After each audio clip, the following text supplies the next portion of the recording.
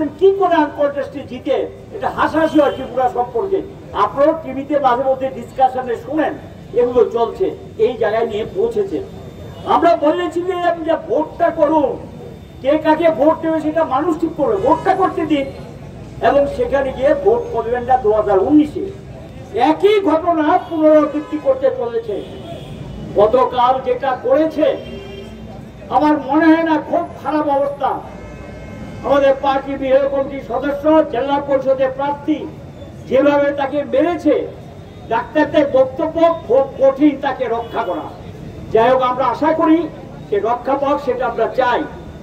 এই পরিস্থিতি শুরু হয়ে গেছে, মারপিট, ধমক টমক, এগুলো 18টা ব্লক হিসাব দিয়েছি আমরা। 18টা ব্লক তারা জমায়েত করে এই জায়গার চত্বরে ঢুকতে দিচ্ছেন না। 35টার মধ্যে 18টা, বাকিগুলো আমরা বলি না, যেহেতু বাধাপ্রাপ্ত হইনি আমরা। 18টা ব্লক এই পরিস্থিতি চলছে। আমরা বলেছি যে এটা বন্ধ করুন, এখানে উপযুক্ত ব্যবস্থা নিন। আমরা আমাদের দিক থেকে 3-4টা দাবি আমরা রেখেছি।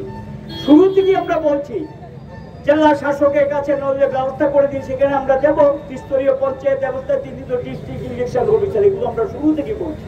করবে কিনা তাদের ব্যাপার, আমরা আমাদের দাবি জানিয়েছি। এখন যেটা চলছে, মারপিট, ধমক, বাড়ি ছাড়া করা, এগুলো তো চলবে না। সব যে সীমা আছে, সীমা ছাড়িয়ে গেছে। আমরা সরকারকে বলবো, যাতে আমরা পঞ্চায়েত নির্বাচনে লড়াই করতে চাই, জিততে চাই, মানুষ আমাদের দিকে তাকিয়ে আছে, এই মানসিকতা নিয়ে আমরা নির্বাচনে অংশগ্রহণ করতে চাই। আমাদের প্রার্থী চূড়ান্ত হয়ে আছে, প্রার্থীরা এসে পার্টি অফিসে বসে আছেন, নমিনেশন ফর্ম ফিল আপ করে তৈরি আছে, তারা গিয়ে নমিনেশন পেপার দাখিল করবে। এই ব্যবস্থা তো দায়িত্ব কমিশনকে নিতে হবে, আমরা বলেছি এগুলো। তারা সেখানে কি করবেন সেটা আমাদের দিক থেকে আমরা এখনো বলবো, সরকার শিক্ষা নিক, কমিশন শিক্ষা নিক, মানুষের ভোটাধিকারকে নিশ্চিত করুক, নির্বাচনে যাতে আমরা প্রতিদ্বন্দ্বিতা করতে পারি, এই দায়িত্ব তাদেরকে নিতে হবে। আর পুলিশের নির্বাক ভূমিকা চলবে না।